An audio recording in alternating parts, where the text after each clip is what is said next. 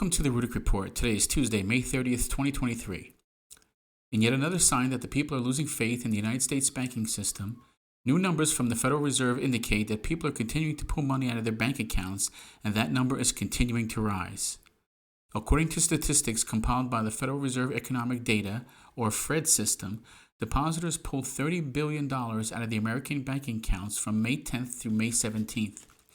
That represents an increase of more than $4 billion over the previous week.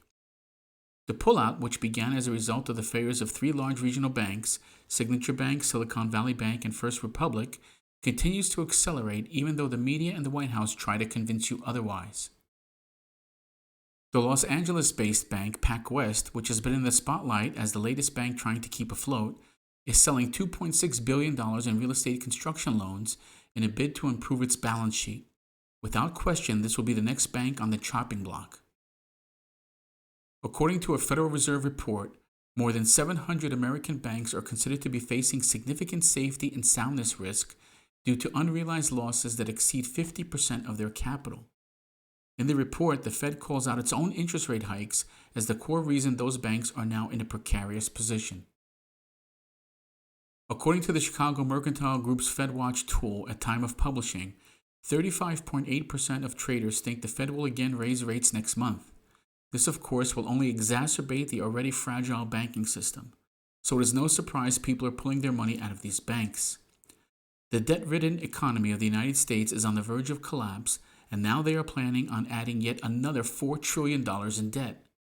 With the continued printing of money that is losing its value as we speak, with the gold standard no longer being used, the only reason we are holding on financially is because we are the world's reserve currency.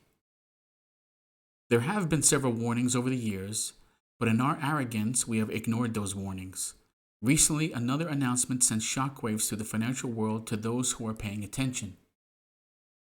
The collapse and death of the dollar is coming much sooner than anyone had forecasted, with multiple countries with huge global economies now working together to eliminate the US dollar in trade.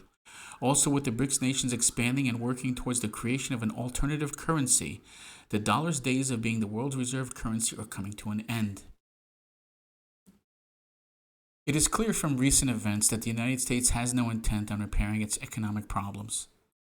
The recent debt ceiling fiasco is nothing but a good cop, bad cop scenario being played out against the people. There is no doubt they are going to pass this debt ceiling, and they're going to pass it in record numbers. And of course, it's going to be hailed as some 11th hour bipartisan agreement, but it's all a joke, and the joke's on all of us. It's important to realize what's happening around you and realize that we are in an economic downfall. With other countries already preparing to move to alternate currencies, our days are limited here with the reserve currency status. While not financial advice, it's important to think about getting extra food, water, get extra cash for emergencies in case there are runs, and if possible, get out of debt and move some money to precious metals. There are many reputable companies to buy from. Some of them include JM Bullion, SD Bullion, and Money Metals. You can use whoever you think is best, but it's important to take some action before you can't. Thank you for listening, and until next time, this is the Rudick Report.